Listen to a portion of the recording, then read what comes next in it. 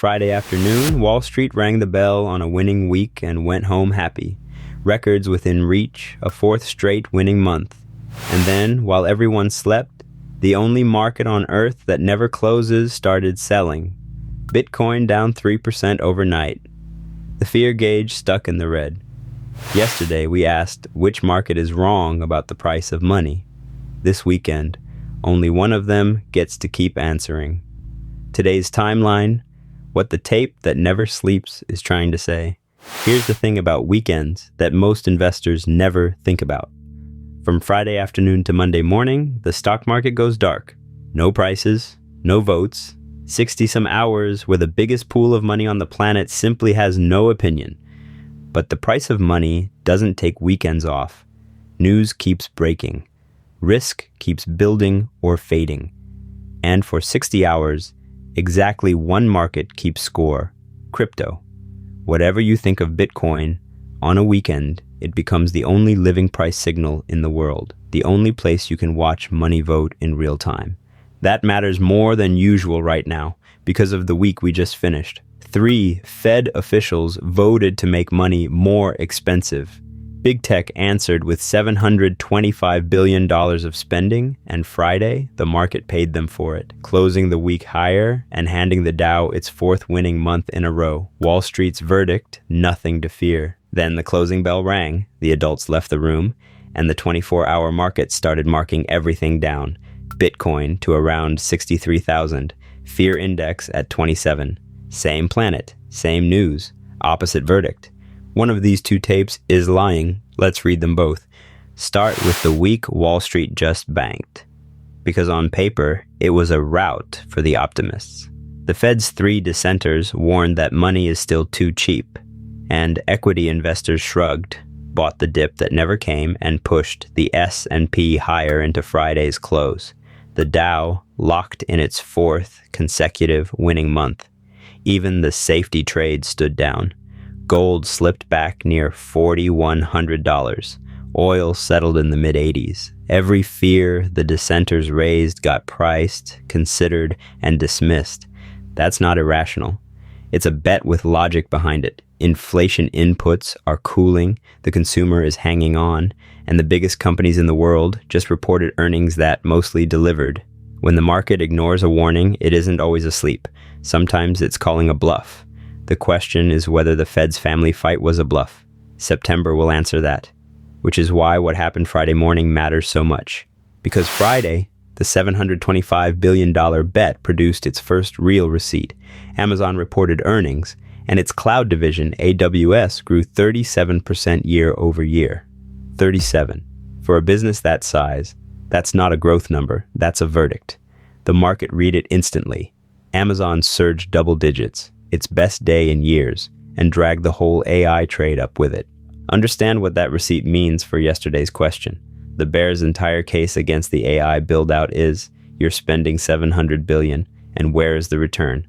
37% cloud growth is the first loud answer. The return is showing up, at least for the company selling the infrastructure. The bet didn't get safer, but it got its first proof of life. And the sorting we talked about yesterday got even more brutal. Apple, the one giant without a capex story, fell more than 7% on weak China numbers. Same week, same market.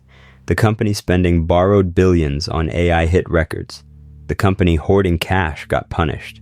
Whatever you think money should cost, the market spent this week screaming what it wants money spent on. Which brings us to the night shift. The bell rang Friday, the week's winners went home, and the market that never closes started voting the other way. Bitcoin slid about 3.25% overnight to just under $63,000.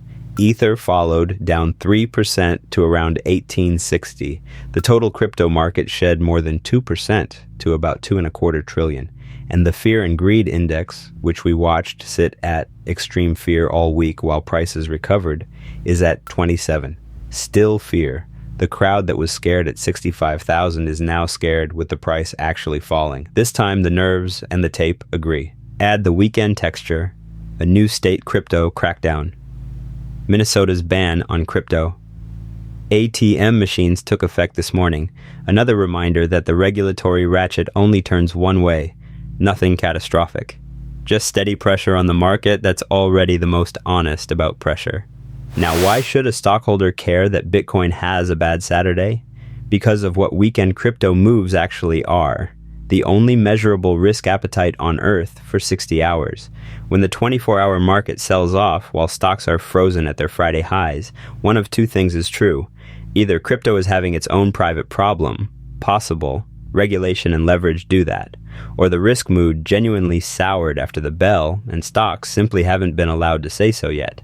That second case has a name, the Monday gap. Stocks don't drift to their new opinion Monday morning. They jump to it at the open before you can react. We don't know which case this is. Nobody does until Monday. But yesterday, this channel said the two tapes disagree, and the divergence usually resolves violently. 12 hours later, the tape that never closes started resolving it. Downward. That's not a prediction. That's just what the only open scoreboard says right now. So what do you do with a weekend like this? Not advice, structure. 3 things. First, know what Monday morning actually is. If you hold stocks, your Friday prices are frozen opinions. The weekend news, the crypto slide, whatever breaks tomorrow, gets delivered to your portfolio all at once at Monday's open as a gap. You can't trade the gap, but you can decide before it whether you're positioned for surprises, and that decision is free all weekend. The investors who get hurt by Mondays are the ones who used Friday's calm as information. It isn't information.